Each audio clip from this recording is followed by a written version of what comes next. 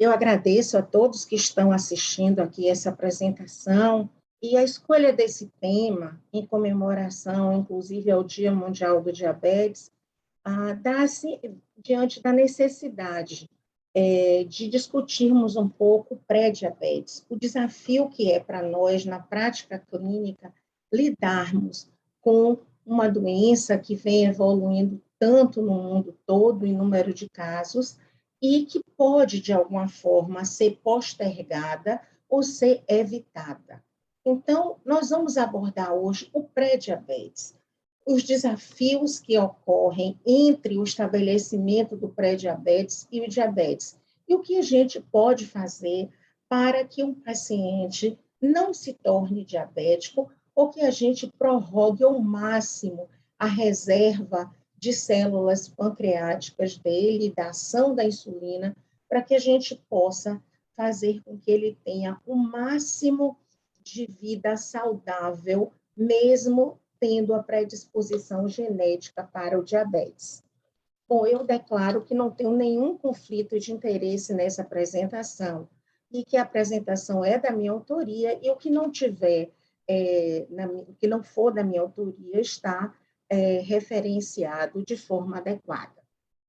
Bom, a obesidade está crescendo em todo o mundo. Isso é uma realidade, né? Tanto nos adultos quanto nas pessoas jovens. E a gente vê que esse aumento foi pronunciadamente marcante, principalmente nos 10 últimos anos. E a gente vê isso refletido tanto em homens quanto em mulheres, que o percentual de pessoas com obesidade, homens e mulheres, de acordo com o Vigitel, é mais ou menos semelhante nas capitais brasileiras, estando entre 16% e 25% nos homens, 14% a 26% nas mulheres. Mas, na realidade, a nossa preocupação é com a gordura visceral, não com a gordura subcutânea. Esta gordura, a gordura visceral, que se situa a nível das vísceras, é que é responsável pela resistência à insulina. E a resistência à insulina é o ponto de base para o desenvolvimento do diabetes. Então, vocês podem perguntar, e o que isso tem com obesidade? Aquela obesidade em forma de maçã, como a gente diz, uma gordura com uma predominância abdominal, é a gordura que está relacionada com a resistência à insulina. E essa resistência à insulina decorre de um aumento de ácidos graxos circulantes, que vão levar a insulina resistência ao nível muscular, a um aumento da constricção e diminuição do relaxamento da vasculatura, a um aumento de secreção de forma desenfreada e descoordenada pelo pâncreas, um aumento da liberação hepática de glicose. E o que isso vai levar? A nível do tecido celular subcutâneo, existe uma migração desses ácidos graxos livres para o tecido adiposo visceral, levando a uma diminuição da capacidade do estoque de lípidos. E aumento de demanda ou de concentração desses ácidos graxos livres na circulação portal a nível hepático, levando a um aumento da lipotoxicidade, um aumento da gliconeogênese, e isso vai levar à insulinoresistência. Por outro lado, aquele aumento de ácidos graxos livres na circulação, também a nível muscular, vão atuar diminuindo a oxidação de gordura, diminuindo a ação da insulina, diminuindo a captação da glicose, e dessa forma nós temos a insulinoresistência. E daí a gente vai ter o pré-diabetes e vamos chegar até o diabetes se a gente não tomar uma atitude mais rigorosa ou mais enfática no manejo desse paciente. Muito bem, o que é considerado pré-diabetes? Pré-diabetes é considerado aquele indivíduo que tem uma glicemia de jejum maior ou igual a 100 e menor que 126, 2 horas depois de uma sobrecarga de açúcar, 75 gramas de glicose, ele vai ter uma glicemia maior ou igual a 140 e menor que 200, e uma hemoglobina glicada maior ou igual a 5,7 e menor que 6,5. A positividade de qualquer destes parâmetros confirma o diagnóstico de pré-diabetes. Mas a Organização Mundial da Saúde difere um pouco da Associação Americana de Diabetes e da própria Sociedade Brasileira de Diabetes. A Associação Americana de Diabetes considera entre 100 e 125 a glicemia de jejum de um paciente com pré-diabetes, e 2 horas após o recebimento da glicose, 75 gramas, de 140 a 199, com a glicada de 5,7 a 6,4. Já a Organização Mundial da Saúde prevê uma glicemia de jejum de 110 a 125, pós 2 horas de uma sobrecarga de glicose de 141 a 199, e uma hemoglobina glicada de 6 a 6,5. Muito bem, eu trouxe um caso clínico para que a gente discuta um pouco dentro da realidade do dia a dia, e esse é um caso clínico real de uma paciente minha, para que a gente veja como é que evoluiu o pré-diabetes dessa nossa paciente. A senhora Sam é uma paciente de 71 anos, do sexo feminino, divorciada, administradora de empresas. Ela apareceu desde o início com uma dislipidemia mista, colesterol, triglicérides alterado e glicemia de jejum em torno de 96 miligramas por decilitro. Tabagista há 30 anos, fumava cerca de 20 cigarros por dia, sem história familiar de diabetes, hipertensão ou doença cardiovascular. E estava iniciando o climatério e vinha em uso de terapia de reposição hormonal com progesterona. Bom, ela estava no exame físico com 82 quilos, 1,75 m, ou seja, com IMC de 28, pressão arterial de 80 e pulso de 80 batimentos, pressão arterial de 120 por 80 e frequência cardíaca de 80 batimentos por minuto. Ela foi orientada inicialmente a um tratamento com modificação de estilo de vida, iniciando a associação de atorvastatina e ciprofibrato. 2 anos após, essa paciente, hoje, ela é acompanhada no nosso serviço há 20 anos. Ela tem hipotireoidismo pós-tireoidectomia total para um carcinoma papilífero encapsulado em 1999 e se apresentou para nós nessa ocasião com a dislipidemia mista. 2 anos após, apesar das tentativas para redução ponderal, que ela realmente vinha querendo muito, ela referia ganho ponderal de 12 quilos. E ela associou isso à reposição hormonal. Mas as glicemias de jejum começaram a subir, chegaram a 107. Com muito esforço, ela conseguiu perder 8 quilos, mas as glicemias de jejum permaneceram em torno de 100 a 104. Ela evoluiu com hipertensão leve, com quadro depressivo, e requereu o uso de antidepressivos orais, como fluoxetina, bupropiona, e ela continuava fumando, embora reduzisse em 50% o número de cigarros diariamente. Contudo, 2 anos após, as glicemias de jejum aumentaram progressivamente para 107 a 110, e a hemoglobina glicada para 5,7 a 6. E como ela persistisse com muita dificuldade da perda ponderal, foi iniciado o uso de metformina XR, chegando a 1,5 grama por dia.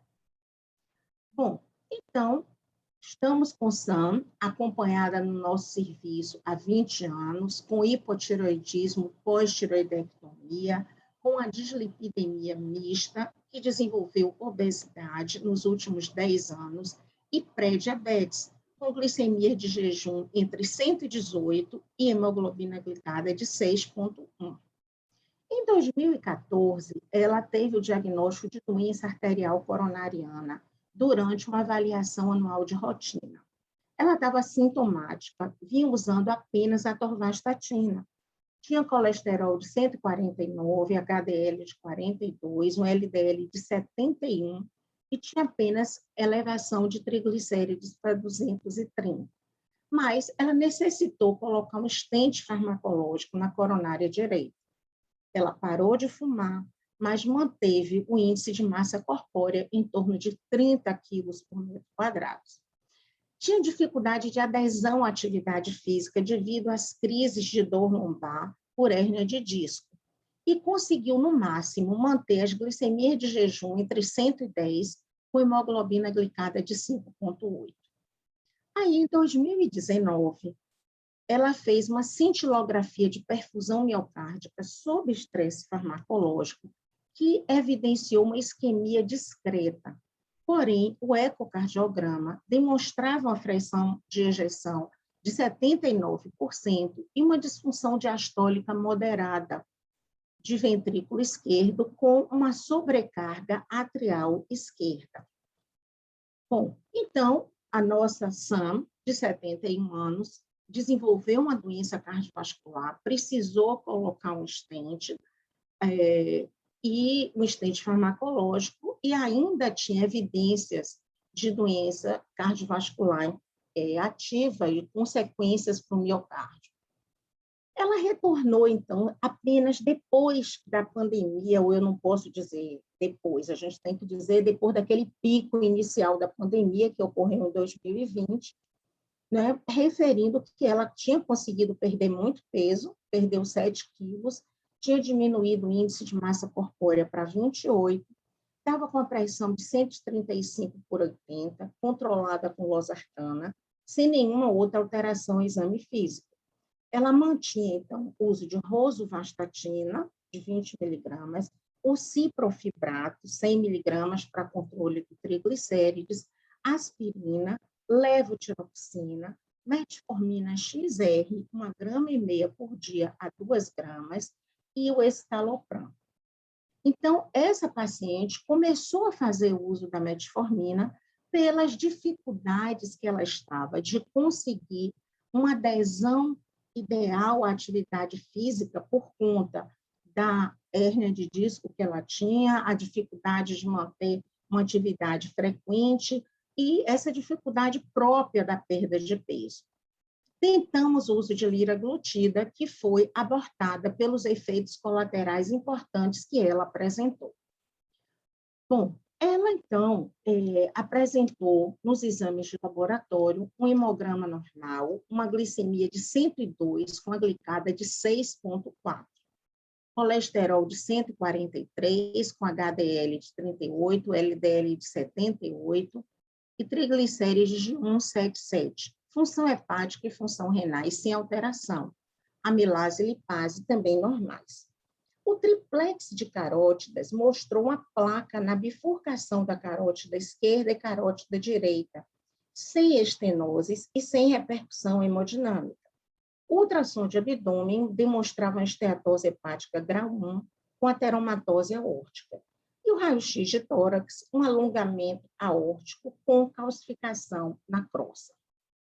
Bom, para avaliar o possível diagnóstico e evolução para o diabetes, o que é que a gente fez? Eu me surpreendi. Ela perdeu peso, mas estava com a hemoglobina glicada, a gente pode ver aqui, de 6,4, né? Beirando o limite da normalidade. E eu disse, bom, então eu vou fazer o que a gente chama de washout da metformina.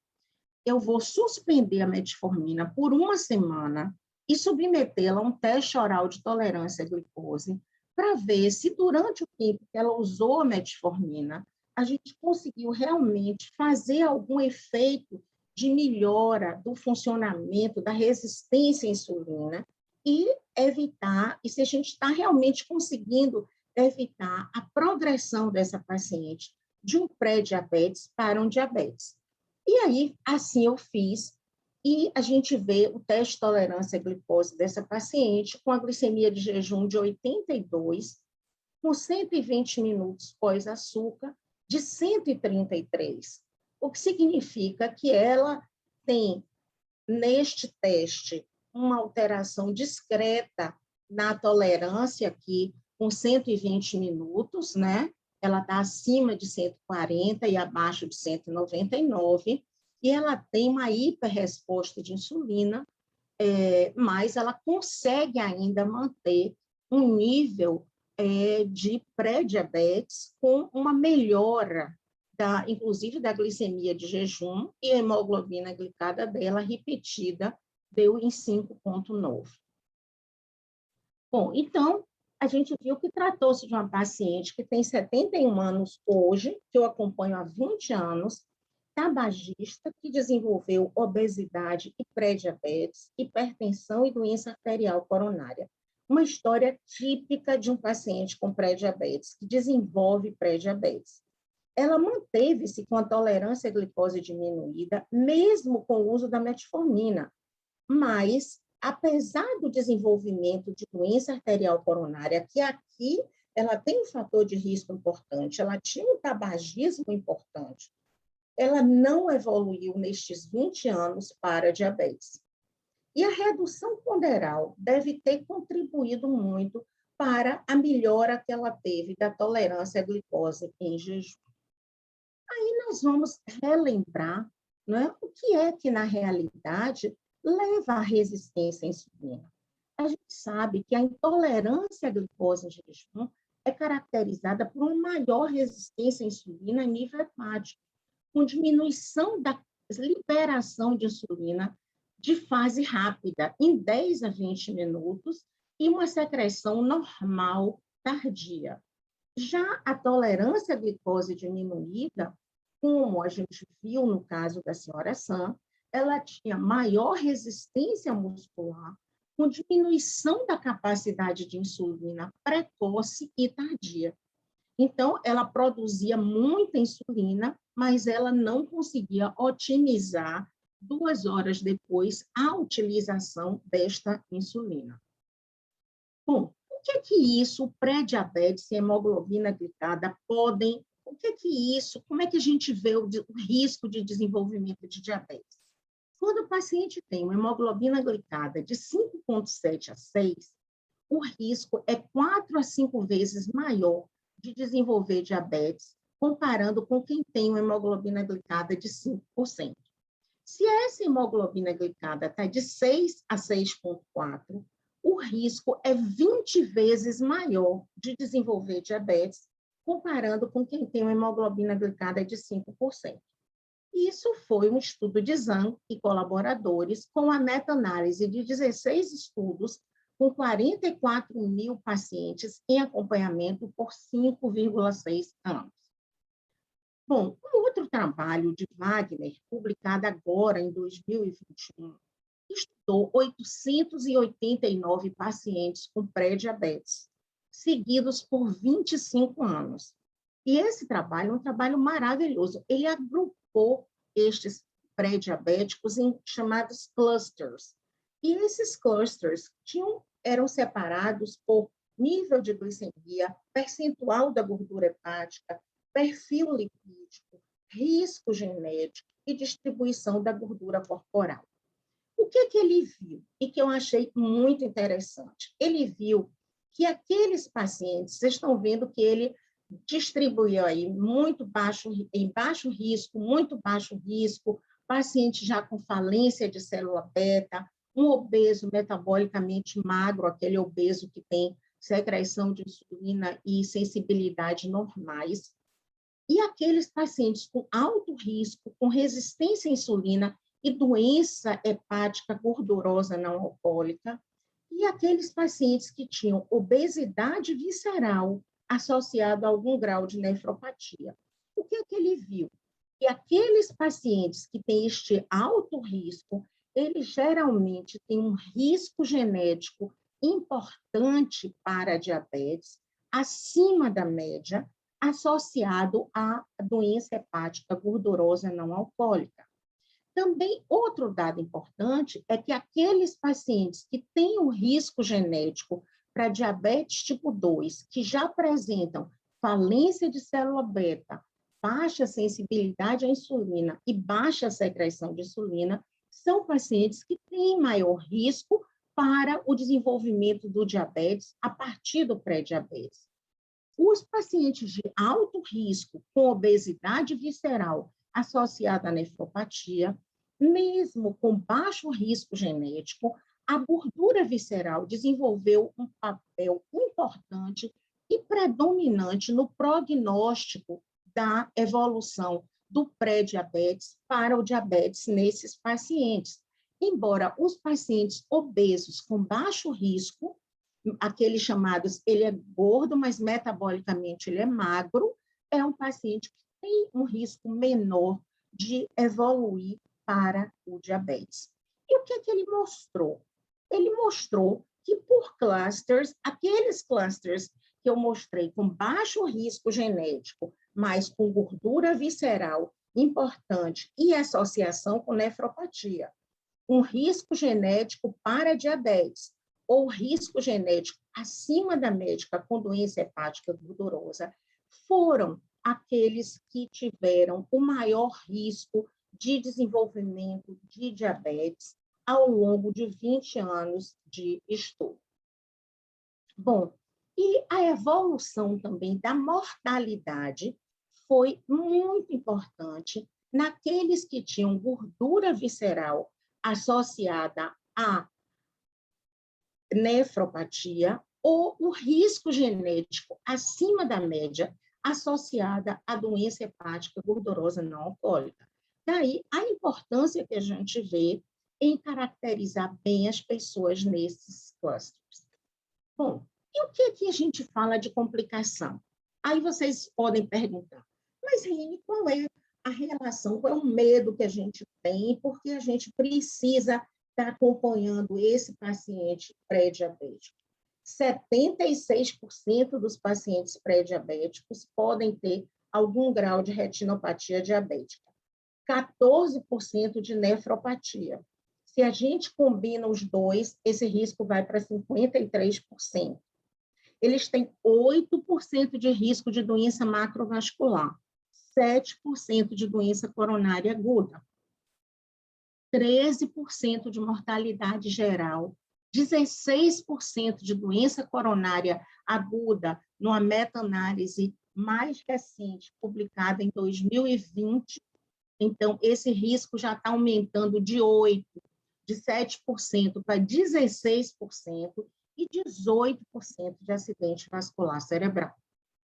Bom, e aí a gente vê o quê? E quando a gente considera a glicemia de jejum alterada pelo critério da Associação Americana de Diabetes, que é mais rigoroso, a gente vê um aumento do risco em torno de 9%.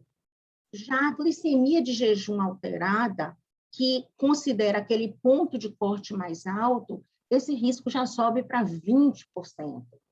Quando a gente considera a tolerância à glicose diminuída, 23%. A hemoglobina glicada como critério da Associação Americana de Diabetes, 5,7 a 6,4, 17% de risco. E a glicemia de jejum, tanto pelo critério da ADA, associado à tolerância à glicose diminuída, em torno de 21%. Ou seja, a gente vê, em média, que a gente tem hoje um aumento de risco importante, em torno de 15%, para que esse paciente evolua do diabetes, do pré-diabetes para o diabetes. E a complicação renal? Esse estudo, muito importante, publicado na revista da Sociedade Americana de Nefrologia em 2015, concluiu que a prevalência de doença renal crônica é alta entre os pacientes com diabetes não diagnosticado e com pré-diabetes, e que esses pacientes podem se beneficiar de estratégias para evitar o diabetes. Então, os autores defendem a necessidade de detecção precoce do pré-diabetes e do manejo dessa condição, a fim de prevenir a progressão do diabetes e da doença renal crônica associada. Um estudo clássico chamado DPP, que é o Diabetes Prevention Program, foi um estudo que marcou a história do pré-diabetes. 302 indivíduos que permaneceram com pré-diabetes durante todo o estudo. 594 indivíduos desenvolveram diabetes durante o estudo. Retinografias foram realizadas em média de 5,6 anos. O que é que a gente vê? A presença de retinopatia, de lesão no fundo de olho, retinopatia tipicamente diabética em 7,9% dos pacientes com pré-diabetes, microneurisma 6,9% e retinopatia considerada leve em 1%, com qualquer retinopatia em 9,9%. Muito bem, e esse aumento acentuado na prevalência de retinopatia nos pacientes com pré-diabetes estavam mais presentes nos pacientes com hemoglobina glicada acima de 5,5 e com a glicemia de jejum acima de 104. Então, a hemoglobina glicada foi também um discriminador forte nesse trabalho que o Cheng e colaboradores publicou no Diabetes Care em 2009. Bom, e a neuropatia periférica, que é outra complicação? O que a gente vê? Uma correlação importante entre glicemia de jejum alterada, pré-diabetes e a presença de neuropatia quando a gente compara com o diabético. Ou seja, diferentes maneiras de a gente olhar o pré-diabético com relação ao risco de complicação crônica. E aí vocês perguntam, e agora? O que a gente pode fazer, então, para interromper e prevenir isso na atenção básica de saúde, na policlínica, no CDEBA, no consultório, não importa onde a gente esteja trabalhando. Mas, para a gente fazer o diagnóstico de pré-diabetes, você deve buscar um critério. Ou você, se você tem acesso à hemoglobina glicada, você dá a ele o diagnóstico através da glicada. Se você não tem acesso, você só tem a glicemia de jejum, você pode dar esse diagnóstico pela glicemia de jejum. Diferentes estudos têm mostrado diferentes percentuais para a progressão da tolerância normal à glicose, ao pré-diabetes e do pré-diabetes, com base nesse estilo de vida, índice de massa corpórea e predisposição genética. Então, hoje, a gente sabe que 5 a 10% das pessoas passarão da tolerância normal à glicose para pré-diabetes anualmente. E 10% das que têm pré-diabetes vão evoluir para diabetes anualmente. Então, 50% dos pacientes terão diabetes em cerca de 5 anos, se a gente não tomar uma atitude. Como a gente vai tratar? Tratamento não farmacológico e o tratamento farmacológico. Indivíduos em risco de desenvolver diabetes devem ser estimulados à mudança de estilo de vida a partir de programas educativos baseados em perda moderada de peso e prática semanal de atividade física, em torno de 150 minutos por dia. As estratégias nutricionais vão incluir redução energética de gordura, ingestão de fibra, grãos, luminosas, hortaliças, frutas e diminuir bebidas açucaradas. A terapia com metformina para a prevenção do diabetes deve ser considerada nos pacientes pré-diabéticos, especialmente para aqueles que têm um índice de massa corpórea acima de 35 quilos por metro quadrado, têm idade inferior a 60 anos, mulheres que tiveram história de diabetes mellitus anterior ou pacientes com hemoglobina glicada aumentada, apesar das mudanças de estilo de vida. Bom, e novamente eu trago o estudo DPP, mostrando que houve um follow-up médio de 2,8 anos, onde a gente utilizando metformina e estilo de vida, o que é que a gente viu em termos de evolução? Os pacientes que modificaram o estilo de vida conseguiram menos 58% de risco para evolução para diabetes. Foi realmente importante e mais importante. Mas o que usou metformina conseguiu diminuir em 31% esse risco considerado com com relação ao grupo placebo, e isso implica, e a gente tem que lembrar, naqueles pacientes que não aderem e que não conseguem fazer modificação de estilo de vida como é o normal.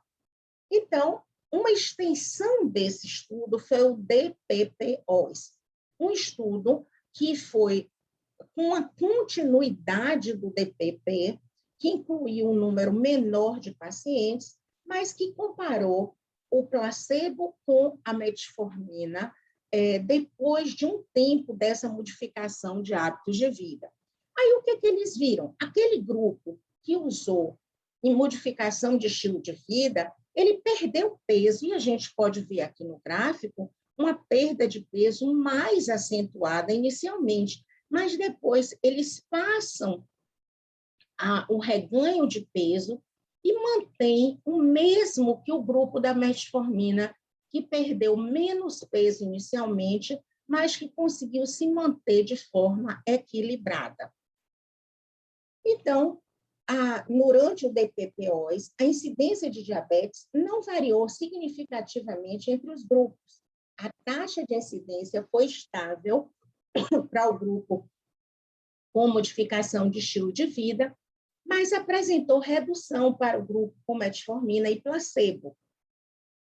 A taxa de incidência combinada foi reduzida em 34% para quem fez a modificação de estilo de vida e 18% para o grupo metformina, comparando com placebo. Portanto, a prevenção ou o atraso do desenvolvimento do diabetes com modificação de estilo de vida ou metformina pode persistir por pelo menos 10 anos. Então, todos os pacientes do DPP que não desenvolveram diabetes foram convidados a repetir o teste oral de tolerância à glicose para descontinuar a metformina, fazer aquilo que eu fiz com a minha paciente, fazer o que a gente chama de um wash out.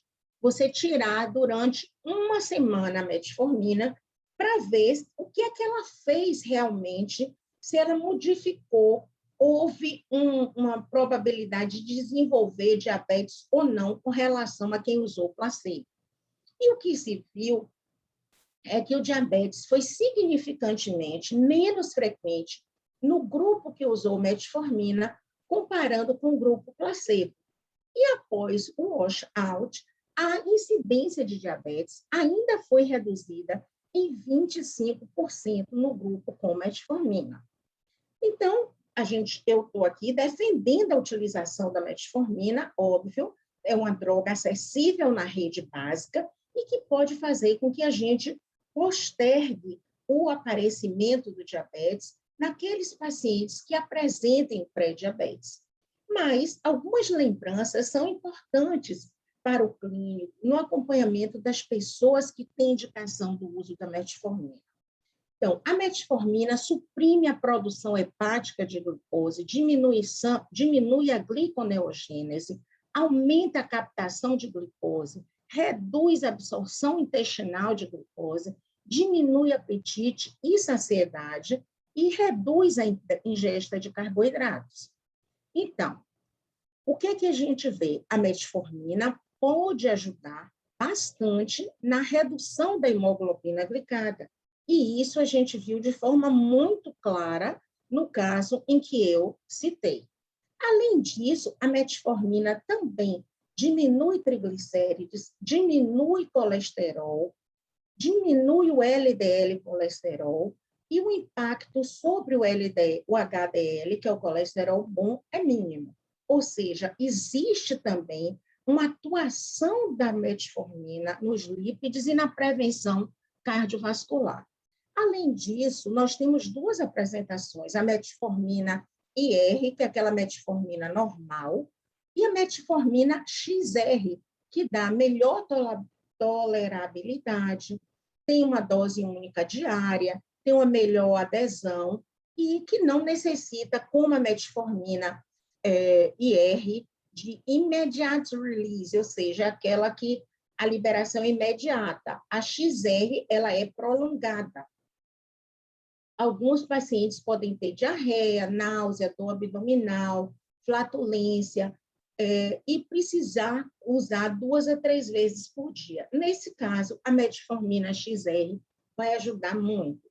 Por quê? Porque ela leva maior tempo de permanência no estômago, o esvaziamento gástrico é retardado e a motilidade gástrica é reduzida à noite. Então, a administração da metformina com alimentação no início da noite vai melhorar muito e vai conseguir um efeito muito bom na redução da glicemia de jejum. Esse trabalho mostra que a metformina de liberação lenta, a XR, leva a uma diminuição dos efeitos colaterais de diarreia, náusea, dispepsia, flatulência, qualquer um deles. E eu chamo a atenção aqui para a questão da insuficiência renal. Vocês podem dizer, e aí, Reni, a gente pode usar a metformina em qualquer pessoa? Bom, se o paciente tem mais de uma filtração glomerular renal maior que 60, não tem contraindicação. A gente monitora anualmente. Se o paciente está com uma filtração abaixo de 60, mas maior que 45, a gente continua usando e vai aumentando o monitoramento da função renal para cada 3 ou 6 meses. Se está abaixo de 45 e maior que 30, a gente começa a prescrever com mais cuidado. Geralmente, a gente diminui a dose em 50% e monitora a cada 3 meses. Agora, se a filtração glomerular renal cai abaixo de 30, então, você pare a metformina ou não inicie. Outro cuidado, não se pode esquecer, dosar periodicamente vitamina B12 nas pessoas que estão usando metformina continuamente e chequem anemia por deficiência de vitamina B12, porque muito possivelmente está havendo uma competição de receptor da vitamina B12 com metformina e isso faz com que caiam os níveis de vitamina B12 e o paciente apresente cãibra, apresente desconforto e sinais de hipovitaminose B12. Bom, concluindo, eu gostaria de dizer que o pré-diabetes é um estado de alto risco para o desenvolvimento do diabetes, está associada à mortalidade, a evento cardiovascular, retinopatia, nefropatia e neuropatia. O uso da metformina está recomendada para o tratamento do pré-diabetes. Durante o estudo DPP, o uso de metformina resultou em uma redução de 31% da incidência de diabetes comparado com placebo, e aquele estudo que a DPP-OIS, que deu continuidade ao DPP, evidenciou que a prevenção ou atraso do diabetes com o uso da metformina pode persistir por pelo menos 10 anos, o que significa um grande ganho. Portanto, modificações no estilo de vida, com orientação para hábitos alimentares saudáveis, prática de exercício físico, perda de peso, interromper o tabagismo, é recomendação mandatória. Para as pessoas de alto risco de diabetes e que não conseguem uma boa adesão com a modificação de estilo de vida, a terapia com metformina é recomendada. O monitoramento anual com a glicemia de jejum ou com aquele washout, tirando a metformina e fazendo a curva glicêmica nos indivíduos, ou até dosando a hemoglobina glicada em indivíduos com pré-diabetes, é altamente recomendado. Então, eu diria que da obesidade ao pré-diabetes, ao diabetes, previna e trate sempre. E evite que o doce açúcar amargue o coração. Muito obrigada a todos pela atenção e continuaremos sempre unidos em prol do diabetes.